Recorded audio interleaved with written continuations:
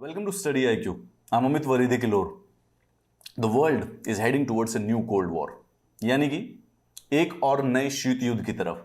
अब cold war जो ये वर्ड है ये बेसिकली हमने बचपन में 8th 9th क्लास की हिस्ट्री में पढ़ा था. हमेशा यूनाइटेड स्टेट्स ऑफ अमेरिका और यूएसएसआर के कॉन्टेक्स्ट में इसको पढ़ा जाता है. कोल्ड वॉर अगर वेरी स्पेसिफिकली डिफाइन किया जाए तो यूनाइटेड स्टेट्स और सोवियत यूनियन के बीच का एक पीरियड था जो कि 1950 से लेके 1990 तक 40 साल तक चला था. वर्ल्ड वॉर 2 के बाद इमीडिएटली दोनों की दोनों कंट्रीज सुपर पावर बनकर उभर रही थी एंड दोनों के दोनों का एक इकोनॉमिक सिस्टम कंप्लीटली डिफरेंट था. एक कैपिटलिस्टिक सोसाइटी और एक कम्युनिस्टिक सोसाइटी. और इन दोनों के बीच में एक आइडियोलॉजिकल युद्ध, एक आइडियोलॉजिकल वॉर चली एटलीस्ट फॉर 40 ईयर्स, जिसमें एक दूसरे के साथ कॉम्पीट करते थे अपनी आइडियोलॉजी को पूरे के पूरे विश्व में सुप्रीमेसी देने के लिए. ये जो जियोपॉलिटिकल टेंशन्स थे ये स्पेसिफिकली किस दिन शुरू होते हैं किस दिन खत्म होते हैं, अलग अलग हिस्टोरियंस का इस पे अलग अलग आइडिया है. बट एक अगर मोर और लेस जनरलिस्टिकली अगर हम अंडरस्टैंड करें तो 1947 के ट्रूमैन डॉक्ट्रिन के बाद और जब तक यूएसएसआर का डिसोल्यूशन हो जाता है 1991 में, उस पीरियड को कहा जाता है कोल्ड वॉर पीरियड.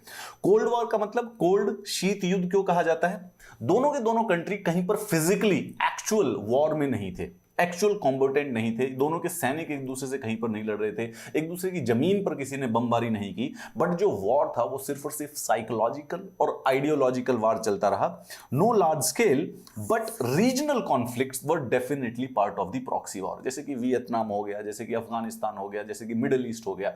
तो दोनों के दोनों कंट्रीज अलग अलग चीजों को सपोर्ट करते थे ताकि उन देशों में कम्युनिज्म या फिर कैपिटलिज्म बेसिकली ज्यादा प्रमोट किया जा सके. The conflict was primarily based on the ideological and the geopolitical struggle for the global influence. दोनों की दोनों कंट्रीज ये कोशिश कर रही थी कि वो वर्ल्ड की एक सिंगल सुपर पावर बन जाए. इंडीड 1950 से लेके 1990s तक एटलीस्ट वर्ल्ड के अंदर दो सुपर पावर थी. The world was a bipolar world. इस स्ट्रगल ऑफ द डोमिनेंस, ये डोमिनेंस का जो स्ट्रगल था, जो ये वॉर थी, एक वॉर तो हम अंडरस्टैंड करते हैं सिंपल कि दोनों की दो कंट्रीज की सेनाएं हैं एक दूसरे से लड़ रही हैं. बट इसको कोल्ड वॉर स्पेसिफिकली इसलिए कहा जाता है क्योंकि अलग अलग डोमेन में एक कॉम्पिटिटिव स्पिरिट थी यूएसए और यूएसएसआर के बीच में. साइकोलॉजिकल वॉरफेयर चलता था, प्रोपोगेंडा कैंपेन चलता था, एस्पियोनाज चलता था, स्पाई भेजे जाते थे एक दूसरे की जगह पे, एम्बार्गोज लगा दिए जाते थे, ट्रेड एम्बार्गोज लगा दिए जाते थे, मिलिट्री एम्बार्गोज लिए जाते थे. और space race, one of the very most popular और जिसके फार रीचिंग रेमिफिकेशंस हुए थे, वो भी एक कोल्ड वॉर का ही कंपोनेंट था जिसमें दोनों की दोनों कंट्रीज स्पेस में और मून में सबसे पहले पहुंचने की कोशिश कर रही थी. एंड इसके साथ साथ कोल्ड वॉर खत्म हो जाती है 1991 में जब यूएसएसआर डिसइंटीग्रेट हो जाता है. And finally very clear cut USA comes out as the winner and remains the only single super power of the world. World उस समय जब 40 साल का जो ये ईयर 40 साल की जो कोल्ड वॉर थी, उस समय वर्ल्ड अलग दो भागों में बट गया था. One specifically related to the USSR and then blue one the specifically related to the capitalistic western Europe और the American continent and the eastern Europe and the Russia. And specifically जो ये आप ग्रीन देख रहे हैं, दे वर मोर और less the countries जो कि नॉन अलाइंड थे. दोनों के दोनों ये कंट्रीज कोशिश करते थे कि हम ना यूएसए के साथ है, यूएसएसआर के साथ है, we are not part of this competition. This is over by 1990. Clear cut से इस समय ओवर है. चाहे एग्जैक्ट डेट ना पता हो बट कोल्ड वॉर पिछले एटलीस्ट यूएसए और यूएसएसआर की जो है उसका पिछले 2 डेकेड 3 डेकेड में कोई भी सेम्बलेंस नहीं मिलता है. However there is new second world war, जिसको न्यू कोल्ड वॉर या फिर कोल्ड वॉर 2 भी कहा जा रहा है, विच सेज, जो कि अब रिसेंटली लास्ट डेकेड में चाइना और यूनाइटेड स्टेट्स ऑफ अमेरिका के बीच में बढ़ती हुई जियोपॉलिटिकल टेंशंस हैं, नई मिलिट्री टेंशंस जो है साउथ चाइना सी में, दोनों के दोनों बेसिकली अगेन एक प्रकार की कोल्ड वॉर की तरफ चल रहे हैं. China is no doubt, it's में कोई डिबेट की बात नहीं है कि China is being aggressive on every front and is in absolutely expansionist mode. हर एक उसके नेबरिंग कंट्री के साथ उसके बॉर्डर डिस्प्यूट्स चल रहे हैं. वो मिलिटरी बहुत ज्यादा पावर हो चुका है एंड इकोनॉमिकली वो यूएसए से बड़ी इकोनॉमी बनने वाला है. इंडियन परचेजिंग पावर पैरिटी के लेवल पर यूएसए से बड़ी इकोनॉमी बन भी चुका है. It is China is actually not even out to displace the American order. सिर्फ और सिर्फ जो पिछले 50 सालों से जिस इकोनॉमिक या वर्ल्ड ऑर्डर पर अमेरिका डोमिनेट करता है उसको रिप्लेस ही नहीं करना चाहता है China. They actually want to shape it in their own idea. उनकी खुद इमेज में वो शेप करना चाहते हैं. The question is that how exactly will America respond to this situation. अब सवाल यह है कि चाइनीज की जो अप्रोच होती है वो there has been an immense continuity. पिछले 30 से 40 साल में जो चाइनीज की फॉरेन पॉलिसी देखता है या उनकी जो गवर्नेंस मॉडल्स को देखता है, they know they have an absolute continuity. They are absolutely single minded focus on the national rejuvenation, जिसमें वो चाहते हैं कि इन विद दिस फ्लो कि वो चाइना को वापस नेशनली रेजुविनेट कर रहे हैं और वो apex of the global order पे पहुंच जाएं। And who is basically the anchor and the vanguard of this plan, of this wave, China wave? The Communist Party of the China. Of this regeneration को वो basically इसको flow कर रहे हैं। China की जो वर्ल्ड के अगेंस्ट अप्रोच है वो हमेशा इस कॉन्टेक्स्ट के ऊपर डिफाइन की जाती है कि how it is being perceived relative to United States of America in the world. The perception of China's relative power in relation to the US. वैसे ये बहुत लॉजिकल बात है। इवन अगर हम एक छोटे से ग्राउंड पर या खेल के फील्ड पर भी जाकर देखेंगे, अगर कोई एक सुपर पावर है तो उस सुपर पावर को हटाने के लिए दूसरे वाली सुपर पावर को उसी से कॉम्पीट करना पड़ेगा और उसी के रिलेशन में उसका एनालिसिस किया जाएगा।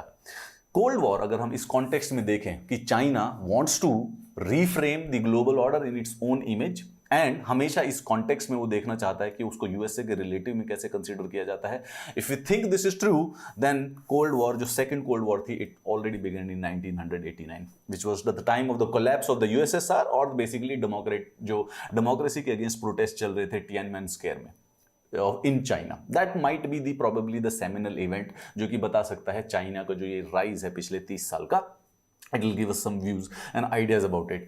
1989 से 2008 तक, अब हम इसको दो पर्टिकुलर टाइम स्पेसेस में देखते हैं। 1989 से 2008 तक जो चाइना की स्ट्रेटेजी थी वो ये थी कि उसको कोशिश करनी थी कि यूनाइटेड स्टेट्स ऑफ अमेरिका की पावर को ब्लंट करना है। Not the direct confrontation, but कोशिश करनी है कि यूएस से चाइना के एम्स पे, पर्पसेस पे, उसकी जो विजन है उसको किसी प्रकार से हार्म इन्फ्लिक्ट ना कर पाए।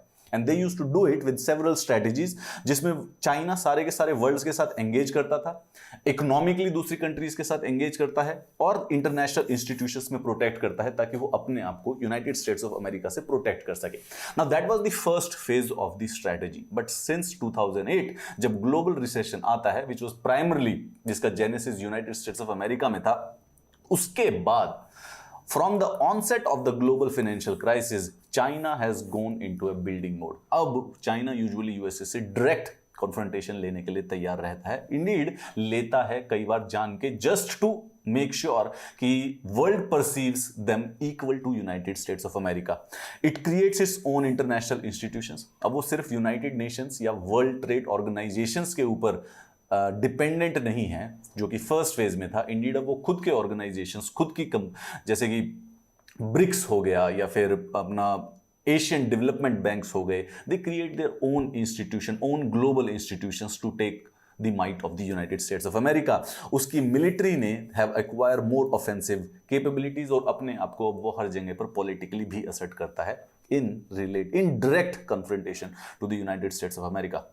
अब इस समय it is an expansionist phase, ठीक है, जिसका ऑब्जेक्टिव है कि बेसिकली अपने चारों तरफ जो भी नेबर हैं उनमें किसी न किसी प्रकार के टेरिटोरियल डिस्प्यूट्स में घुस ही जाए, which is a tactical strategy to ensure, to assert their own dominance over the neighbouring countries and to tell them that they are the boss, जो कि वो इंडिया के साथ भी कर रहा है, ताइवान के साथ, फिलीपींस के साथ, जापान के साथ, मंगोलिया के साथ, with every single neighbour China is having a territorial dispute. And more importantly अपनी पूरी की पूरी डोमिनेंस साउथ चाइना सी में बनाने की कोशिश करता है, where they want US to challenge, but USA is धीरे धीरे रियलाइज कर रहा है कि now China is actually becoming equally economically and militarily powerful to them. इसमें कोई शक की बात नहीं है। सवाल यह है कि there are several people who says that this might not be the truth. This is not to be called as the new world war या new cold war. Reason being, उनको रीजन देते हैं कि इसको नया कोल्ड वॉर क्यों नहीं कहना चाहिए। सबसे पहले यूनाइटेड स्टेट्स और चाइना किसी भी प्रकार के आइडियोलॉजिकल स्ट्रगल में नहीं इन्वॉल्व है। That's their first argument. Cold war का जो फर्स्ट बेसिस था, जो डेफिनेशन है, that is the ideological struggle between the capitalism and the communism. China and USA doesn't have any kind of ideological struggle, so it shall not be called a US cold war. दूसरा, they are not leading alliances which could foster proxy wars या फिर nuclear crisis. Cold war का main one of the biggest जो existentialist dread था, जो threat था, वो nuclear war का था, जहां पे यूएसए नेटो अलायंस को लीड करता था और Russia USSR basically Warsaw Pact को लीड करता था, and there was a real threat of the nuclear war on the world. This doesn't exist when it comes in the context of the USA or the China, and hence it is not a Cold War. And global economy इतनी integrate हो चुकी है कि अब उसको separate blocks में बांटना impossible है. तो जो कंटेनमेंट स्ट्रैटेजी जो यूएसएसआर के अगेंस्ट यूज करता था, यूएसए के अगेंस्ट यूज करता था, is not exactly successful. However, listen to me, this is probably a little bit slightly much more narrower view of the Cold War. Not every Cold War has to be a clone of the other Cold War. Exactly same नहीं होना होता है. कुछ thematic जो competition है, psychological competition है, अगर वो भी है तो it shall be called cold war. और अगर हम उस कॉन्टेक्स्ट में देखें, आइडियोलॉजिकल स्ट्रगल माना एग्जैक्टली कैपिटलिज्म या कम्युनिज्म का आइडियोलॉजिकल स्ट्रगल नहीं है, but there is a definite current rivalry between USA and China on basis of the governance model, which is actually no less ideological and is probably more important than the USSR and the USA ideology battle. Case a governance battle in the sense, China has a communist governance model where there is a sense of totalitarianism, and whereas USA at least claims the vanguard of the democratic ideals. वो basically protector of the democratic ideals, promoter of the democratic ideals, and there is a difference between these governance models. जो दोनों में से war जीतेगा उसका governance model. Why did capitalism win? Because the Cold War was won by the USA. Same thing is about to happen here also. Consequently, जो ये contestants हैं China और USA, in today's conflict appear to be more evenly matched. As far as the economy is concerned, China पहले ही purchasing power parity के level पर USA से बड़ी इकोनॉमी हो चुका है, and in very short time उनकी इकोनॉमी यूएसए से बड़ी हो जाएगी and still improving at a faster rate than the USA. इस समय USA has in the first time in the 50 years उनको सबसे पहली बार कोई वर्ल्ड स्टेज पर एडवर्सरी मिला है जो कि उनको एक्चुअली में चैलेंज कर सकता है. That means there is going to be a difficult struggle ahead, whether you call it Cold War, New Cold War, or any other thing. The fact is that this will actually define the next century. We are definitely in uncharted territory in the global politics. America जो इस समय adversary face कर रहा है उसका GDP would be more than America. It's a matter of years. ज़्यादा समय नहीं लगने वाला बात है. एंड उसके बाद वो जिस स्पीड से इंप्रूव कर रहा है उससे यूएसए नहीं कर रहा है. Indeed, USA has probably lost its steam in last 40-50 years of being a superpower.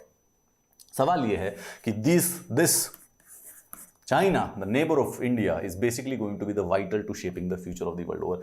One question remains: what is the space and the place of India in all these? ऐसा माना जा रहा था at one given point of time, probably around 2000 to 2010, that the world is heading towards a multipolar world.